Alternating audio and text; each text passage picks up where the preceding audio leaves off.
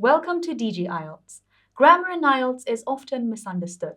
Many candidates think they need long or complicated sentences, but what really matters is balance and control.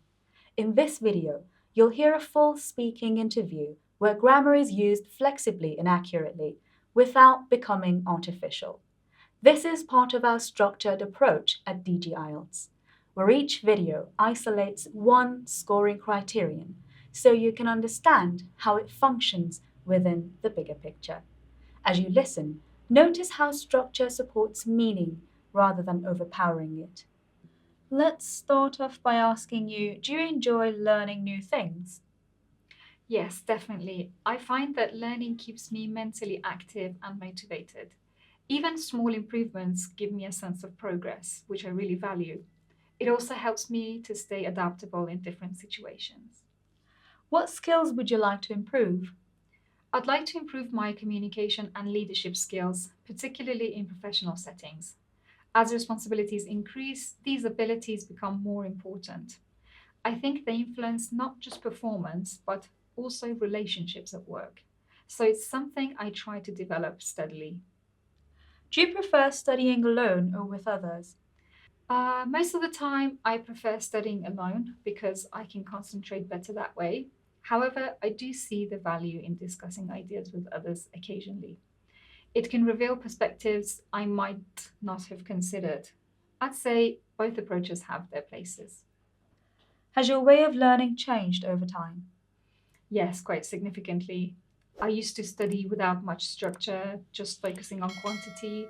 Now I try to be more organized and selective about what I learn. I focus more on depth rather than volume. Do you usually set goals? Yes, I tend to set both short term and long term goals. Having direction keeps me motivated and organized. If circumstances change, having a clear objective helps me stay focused. Do you prefer long-term or short-term goals?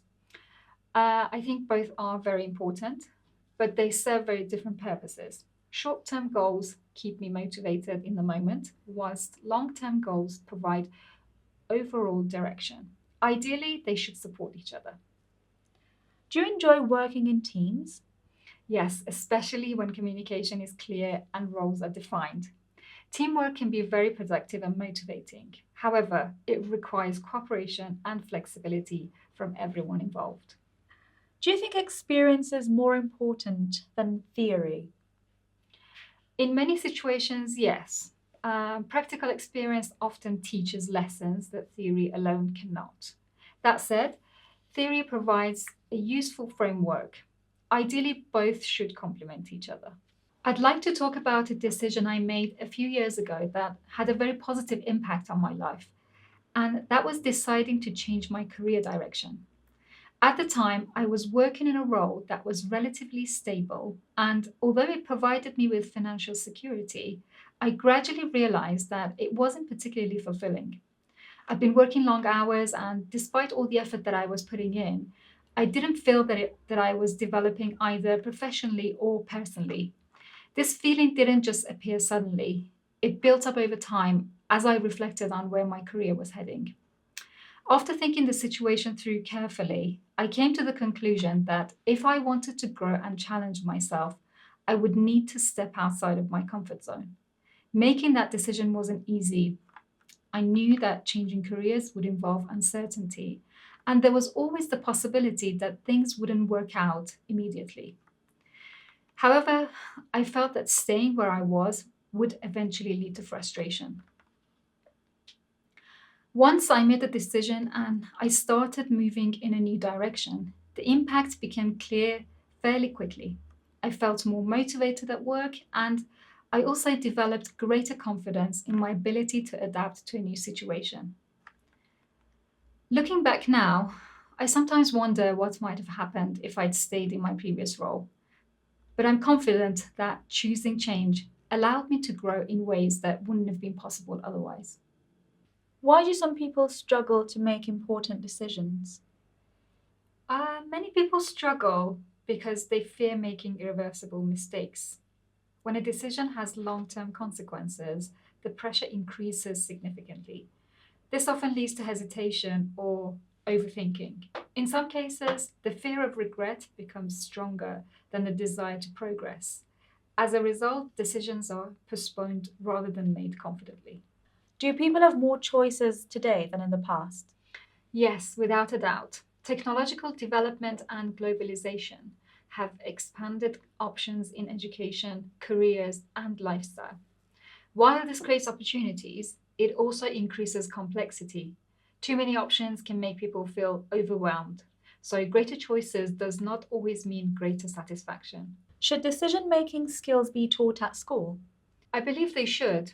Although experience plays a major role, structured guidance can help young people learn how to evaluate risk and consequences. Teaching critical thinking alongside academic subjects would better prepare students for real life challenges, I think. Without these skills, individuals would rely heavily on impulses. So, early training could have long term benefits, in my opinion. Is it better to make decisions independently? I think it depends on the situation. Independent decisions encourage personal responsibility and confidence. However, external advice can provide valuable perspective that individuals might overlook. Ideally, a balance between independence and consultation leads to stronger outcomes. Complete isolation or total dependence are both risky extremes. Do people regret decisions more today? Possibly, yes. With constant exposure to others' lives through media, people may compare their choices more frequently. This comparison can intensify feelings of doubt. In earlier times, fewer alternatives were visible, which may have reduced regret. So, modern comparison culture likely plays a role. What works really well here is the balance between range and control. You can hear a mix of simple sentences and more complex ones, but nothing feels forced or risky. Different tenses are used comfortably. Past simple is used to describe events, past continuous helps set background, and conditional structures appear naturally when reflecting on alternative outcomes. None of these structures stand out in a negative way because they're all fully under control. Another strong point is sentence structure. Longer sentences are used when ideas need development, and shorter sentences appear when clarity matters. This keeps the response easy to follow, even when the speaker talks for an extended period. Just as important is what is avoided. There's no attempt to use grammar that isn't fully controlled, no memorized patterns, and no unnecessary complexity. Accuracy always comes first, and that protects the overall score. This is exactly what examiners mean by Band 9 grammar, a wide range of structures used naturally, accurately, and confidently. If you want to see more Band 9 speaking samples broken down this way, make sure you're following the DG Training Land channel. The goal here is to help you understand how high scores actually work, not just copy model answers.